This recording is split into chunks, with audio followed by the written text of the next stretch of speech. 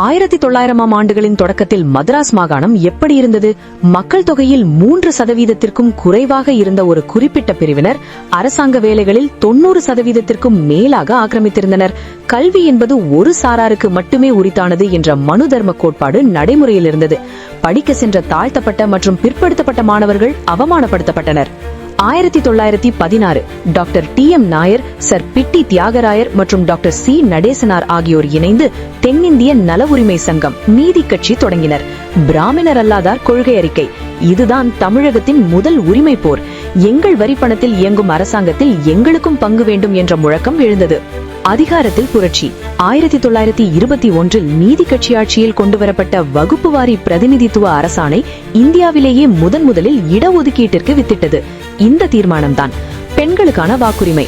இங்கிலாந்திலேயே பெண்களுக்கு வாக்குரிமை வழங்கப்படாத காலத்தில் 1921 தமிழகத்தில் பெண்களுக்கு வாக்குரிமை வழங்கி உலகையே வியக்க வைத்தது நீதி கட்சி. பெரியார் எனும் சமூக எரிமலை. ஈவே ராமசாமி எனும் பெரியார் காங்கிரஸில் இருந்தபோது சேரன் மாதேவி குருகுலத்தில் நடந்த பாகுபாட்டை கண்டு கொதித்தெழுந்தார்.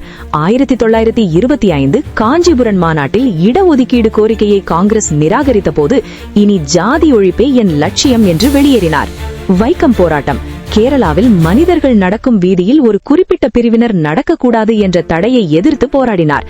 சிறையில் அவருக்கு பூட்டப்பட்ட விலங்குகள் இன்று நாம் அனுபவிக்கும் சமத்துவத்தின் விலை. சுயமரியாதை இயக்கம். கடவுளை மற மனிதனை நினை என்பது வெறும் நாத்திகமல்ல, அது மனிதனை இழிவுபடுத்தும் ஜாதிய கட்டுமானத்தை உடைக்கும் ஆயுதம். பெண் விடுதலை.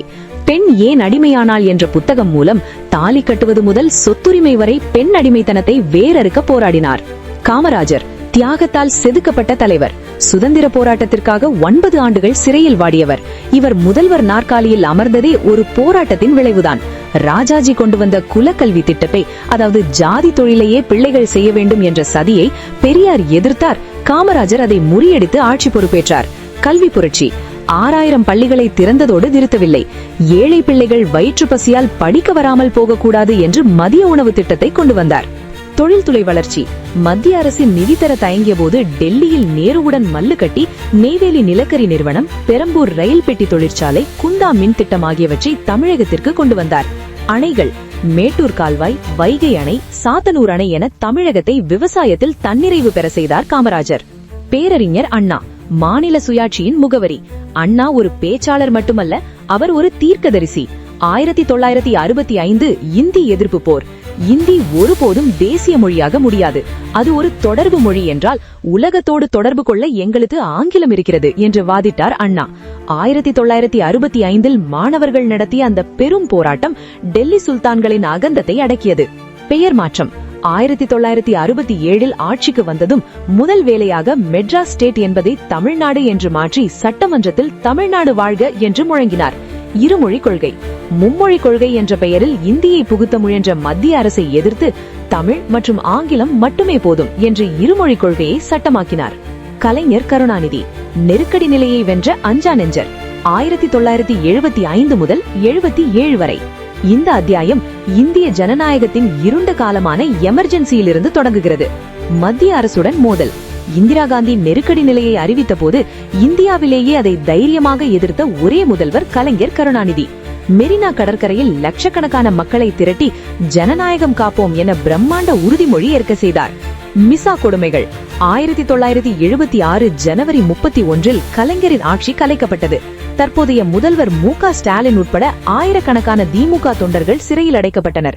ஸ்டாலின் அவர்கள் சிறையில் சித்திரவதை செய்யப்பட்ட போது மகன் செத்தாலும் பரவாயில்லை, கொள்கை தோற்கக்கூடாது என்று நின்ற கலைஞரின் உறுதி டெல்லியின் அதிகார மிரட்டலுக்கு ஒரு மிகப்பெரிய பாடம்.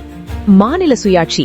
1974 முதல்வர்கள் தேசிய கொடி ஏற்றும் உரிமையை பெற்று தந்தது முதல் மத்திய மாநில உறவுகள் குறித்து ஆராய ராஜமன்னார் கமிட்டி அமைத்தது வரை கலைஞரின் ஒவ்வொரு அடியும் மாநில உரிமையை நிலைநாட்டியது. 2G வழக்கு. ஒரு நவீன காலத்து கோயபல்ஸ் பொய். CAG வினோத் ராயின் நாடகம். 1.76 லட்சம் கோடி இழப்பு என்று ஒரு ஆதாரமற்ற கணக்கை வினோத் ராய் வெளியிட்டார். பாஜக இதை ஊதி பெருக்கி காங்கிரஸ், திமுக ஊழலாட்சி என நாடெங்கும் அவதூறு பரப்பினர். உண்மை வெளிச்சம். 2017 CBI சிறப்பு நீதிமன்ற நீதிபதி OP சைனி அளித்த தீர்ப்பு. 7 ஆண்டுகள் ஆதாரத்திற்காக காத்திருந்தேன், ஆனால் ஒரு காகிதம் கூட வரவில்லை. இது வெறும் யூகங்களால் உருவாக்கப்பட்ட வழக்கு என்று கூறி அனைவரையும் விடுதலை செய்தார். பாஜகவின் அதிகார பசிக்கு ஒரு நேர்மையான நிர்வாகம் எப்படியெல்லாம் பலிகடா ஆக்கப்பட்டது என்பதற்கு இதுவே சாட்சி. அண்ணா ஹசாரே மற்றும் பாபா ராம்தேவ் நிழல் மனிதர்கள். ஊழல் எதிர்ப்பு எனும் போலி முகத்துரை. RSS பின்னணியில் அண்ணா ஹசாரேயை முன்னிறுத்தி காங்கிரஸ் அரசுக்கு எதிராக மக்கள் கொதிப்பை உருவாக்கினர். இன்று அதே பாஜக ஆட்சியில் எத்தனையோ ஊழல் புகார்கள் வந்தாலும் அண்ணா ஹசாரே மௌனமாக இருப்பது ஏன்? 15 லட்சம் ஏமாற்று வேலை. பாபா ராம்தேவ் மேடைகளில் கருப்பு பணத்தை மீட்டு வந்தால் ஒவ்வொருவருக்கும் 15 லட்சம் வரும் என்றார். மோடியும் அதை வழிமொழிந்தார். இன்று கேட்டால் அது ஒரு தேர்தல் ஜும்லா, அதாவது உத்தி என்று அமித்ஷா சிரித்துக் கொண்டே சொல்கிறார். விக்கிலீக்ஸ் மற்றும் வாட்ஸ்அப் பல்கலைக்கழகம் சர்வதேச பொய். விக்கிலீக்ஸ் தலைவர் அசாஞ்சே மோடியை புகழ்ந்ததாக ஒரு போலி செய்தியை பரப்பினர். அசாஞ்சேவே அதை மறுத்த பிறகும் பாஜக IT செல் அதை விடாமல் பரப்பி ஒரு பிம்பத்தை உருவாக்கினர். கலவர அரசியல். பாபர் மசூதி இடிப்பு முதல் 2002 குஜராத் கலவரம் வரை மதம் ரீதியாக மக்களை பிரித்து ரத்த ஆறுகளிலிருந்துதான் பாஜக தனது ஓட்டு வங்கியை பெருக்கி வருகிறது. மணிப்பூர் எரியும் போது மௌனமாக இருக்கும் பிரதமர் தேர்தலுக்காக தமிழகம் வந்து முதலை கண்ணீர் வடிப்பதை மக்கள் புரிந்து கொள்ள வேண்டும்.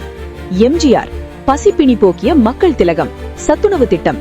காமராஜர் போட்ட விதை MGRின் கைகளில் விருட்சமானது. ஏழை பிள்ளைகள் பசியால் அழக்கூடாது என்று சத்துணவு திட்டத்தை கொண்டு வந்தபோது மத்திய அரசும் உலக வங்கியும் நிதி பற்றாக்குறையை காரணம் காட்டி எதிர்த்தன. ஆனால் என் சொந்த பணத்தை விற்றாவது சோறு போடுவேன் என்று திட்டத்தை செயல்படுத்தினார். பெண்களுக்கான அதிகாரம். உள்ளாட்சி தேர்தல்களில் பெண்களுக்கு இடஒதுக்கீடு மற்றும் மகளிர் தனிப்பசுகள் மூலம் பெண்களின் பயண சுதந்திரத்தை உறுதி செய்தார். ஜெயலலிதா டெல்லிக்கு சவாலான இரும்பு பெண்மணி. 69% இடஒதுக்கீடு போர். மண்டல் கமிஷன் தீர்ப்புக்கு பிறகு இடஒதுக்கீடு 50% தாண்டக்கூடாது என்று முட்டுக்கட்டை விழுந்தபோது துணிவாக தனி சட்டம் இயற்றி அதை அரசியல் அமைப்பின் 9வது அட்டவணையில் சேர்க்க வைத்தார். இது இந்திய சட்ட வரலாற்றிலேயே மத்திய அரசுக்கு ஒரு மாநில அரசு விடுத்த மிகப்பெரிய சவால். காவிரி உரிமை. உச்ச நீதிமன்றத்தில் போராடி காவிரி நதிநீர் உரிமையை தமிழகத்திற்கு பெற்று தந்ததோடு அதற்கான அரசிதழ் வெளியீட்டையும் மத்திய அரசு செய்ய வைத்தார். மு.க. ஸ்டாலின். முத்துவேல் கருணாநிதி ஸ்டாலின் எனும் நான்.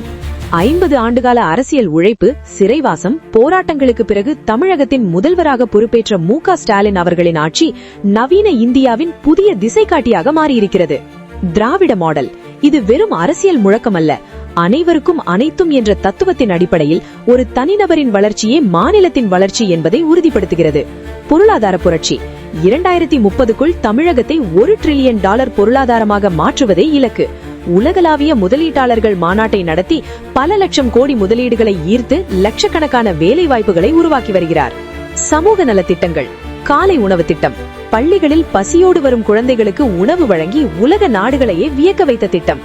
இது மாணவர் வருகையை 30% உயர்த்தியுள்ளது. விடியல் பயணம். பெண்களுக்கு இலவச பேருந்து பயணம். இதன் மூலம் சராசரியாக ஒரு பெண் மாதம் 800 ரூபாய் முதல் 1200 ரூபாய் வரை சேமிக்கிறார். இது அவர்களின் பொருளாதார விடுதலையை உறுதி செய்கிறது. புதுமை பெண். அரசு பள்ளியில் படித்து கல்லூரி செல்லும் மாணவிகளுக்கு மாதம் 1000 ரூபாய். இது பெண் கல்வியில் ஒரு மிகப்பெரிய மறுமலர்ச்சியை ஏற்படுத்தியுள்ளது. 29 பைசா விஷயம். தமிழ்நாடு மத்திய அரசுக்கு 1 ரூபாய் வரியாக கொடுத்தால் நமக்கு திரும்ப கிடைப்பது வெறும் 29 பைசா மட்டுமே. ஆனால் பாஜக ஆட்சும் உத்தரப்பிரதேசத்திற்கு 2.73 ரூபாய் வழங்கப்படுகிறது. பீகாருக்கு 7.76 ரூபாய் வழங்கப்படுகிறது. யார் உழைப்பு யாருக்கு? தமிழர்கள் உழைத்து ஈட்டும் வரி பணத்தை எடுத்துக்கொண்டு வளர்ச்சி அடையாத வட மாநிலங்களின் ஓட்டு அரசியலுக்காக பாஜக அரசு அதை மடைமாற்றுகிறது. செஸ் மற்றும் சர்சார்ஜ் ஏமாற்று. பெட்ரோல் டீசல் மீது கூடுதல் வரி விதிப்பதன் மூலம் அந்த பணத்தை மாநிலங்களுடன் பகிர்ந்து கொள்ளாமல் மத்திய அரசே முழுமையாக அபகரிக்கிறது. இதன் மதிப்பு ஆண்டுக்கு பல லட்சம் கோடி. பேரிடர் நிவாரணத்தில் வஞ்சனை. மிக்ஜாம் புயல் மற்றும் தென் மாவட்ட வெள்ளத்தால் தமிழகம் தத்தளித்த போது நாம் கேட்ட நிவாரண நிதியை தராமல் இழுத்தடித்தது மோடி அரசு. ஆனால் குஜராத்துக்கு மட்டும் பேரிடர் வருவதற்கு முன்பே நிதி கொட்டப்படுகிறது. தொகுதி மறுபரியறை. ஜனநாயக படுகொலை. இதுதான் தமிழகத்தின் எதிர்காலத்தை சிதைக்க பாஜக விரித்துள்ள மிக ஆபத்தான வலை. சதி திட்டம். 2026 மக்கள் தொகை அடிப்படையில் நாடாளுமன்ற தொகுதிகளை பிரிக்க பாஜக திட்டமிட்டுள்ளது. தண்டனை யாருக்கு? 1971 மத்திய அரசு சொன்னதை கேட்டு தமிழ்நாடு மக்கள் தொகையை சிறப்பாக கட்டுப்படுத்தியது. உத்தரப்பிரதேசம், பீகார் போன்ற மாநிலங்கள் அதை கேட்காமல் மக்கள் தொகையை பெருக்கின. அதிகார பறிப்பு. இப்போது மக்கள் தொகை அதிகமுள்ள வட மாநிலங்களுக்கு 140க்கும் மேற்பட்ட MP இடங்களை வழங்கி தமிழகத்தின் அரசியல் செல்வாக்கை சுருக்க பார்க்கிறார்கள். இதன் மூலம் டெல்லியில் யார் ஆட்சி செய்ய வேண்டும் என்பதை வட மாநிலங்கள் மட்டுமே தீர்மானிக்கும் நிலை உருவாகும். தமிழர்களின் குரல் நாடாளுமன்றத்தில் ஒலிக்காமல் போகும் அபாயம் உள்ளது. தமிழகத்தில் பாஜகவின் பருப்பு ஏன் வேகவில்லை என்பதற்கான காரணங்களை விரிவாக விளக்க வேண்டும். பெரியார் மண், பகுத்தறிவு சிந்தனையும் ஜாதி ஒழிப்பு போராட்டங்களும் தமிழர்களின் ரத்தத்தில் ஊறியுள்ளன. எனவே மதத்தின் பெயரில் மக்களை பிரிக்க பார்க்கும் பாஜகவின் சூழ்ச்சி இங்கு பலிக்கவில்லை. நீட் எதிர்ப்பு, ஏழை மாணவர்களின் மருத்துவ கனவை சிதைக்கும் நீட் தேர்வை எதிர்த்து தமிழகம் நடத்தி வரும் சட்ட போராட்டம் இந்தியாவிற்கே முன்னுதாரணமாக உள்ளது. நண்பர்களே, பெரியார் முதல் ஸ்டாலின் வரை நாம் பார்த்த இந்த அத்தியாயம் வெறும் அரசியல் அல்ல, இது நம் வாழ்வுரிமை போராட்டம். டெல்லி சுல்தான்கள் நம் வரி பணத்தை பறிக்கலாம், நம் அதிகாரத்தை சுருக்க நினைக்கலாம், ஆனால் நம் தன்மானத்தையும் திராவிட சிந்தனையையும் அவர்களால் ஒருபோதும் அசைக்க முடியாது. விழித்துக் கொள்வோம், நம் உரிமைகளை காப்போம். அரசியல் யோகியன், அரசியல் பழகு, அரசியல் படுத்து, அரசியல் செய்.